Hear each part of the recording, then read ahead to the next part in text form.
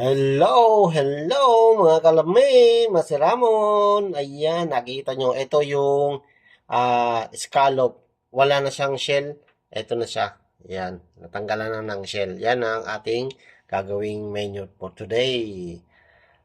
Butter, garlic scallop or scallop butter. Ayan mga kalami, yan yung butter niya.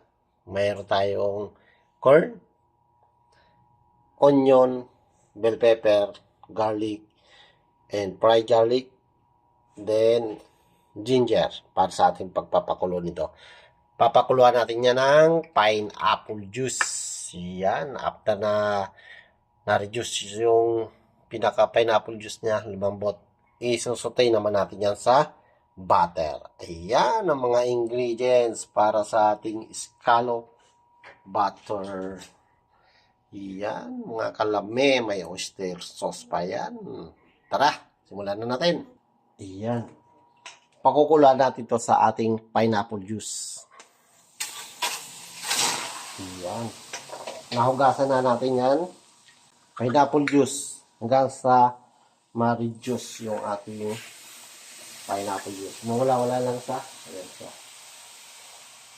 Yan, lagyan natin ng ginger tsaka yung laurel. Lagyan natin ng brandy. Mawala-wala yung langsa ng ating scallop.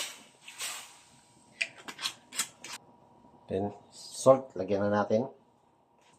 Paminta. Ayan. Then, lalagyan na rin natin yung ating corn para lumambot na. Mamaya pag sutay natin sa butter. Okay na, malambot na.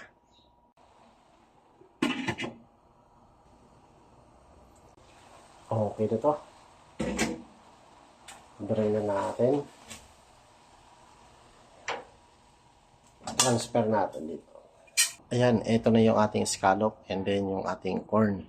Ayan, lumate na siya. Ayan, lagyan na natin yung butter.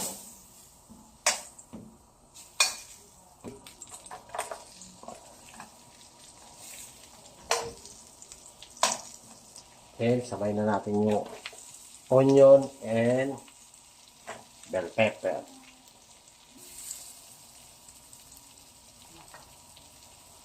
Yan na natin tomato sauce.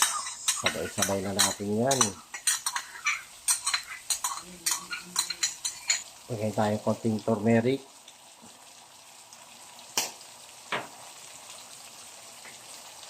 Kung gusto yung medyo maanghang o spicy yung gagawin niya sa scallop, add na lang kayo ng cayenne. Lagay tayo ng cayenne.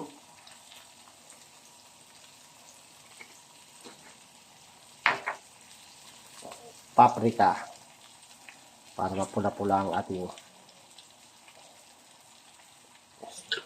Narin natin yung ating fried garlic. Ang sarap ng ambango. Then, lagay na natin yan. Talong.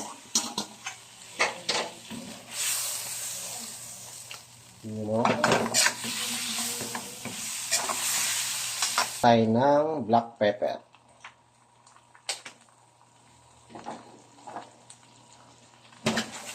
Yun, oh. Wow. Ayan, oh. Buttered garlic scallop. Yun. Parang shrimp scallop lang ang ating pinaka main dito. Sarap. Pwedeng panghandaan. Fish sauce. Yan, oh, sarap. Butter garlic scallop. Yan. Sarap.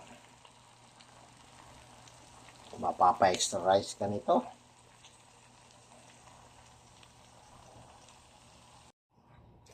Ito na ang ating butter garlic scallop. Ayan.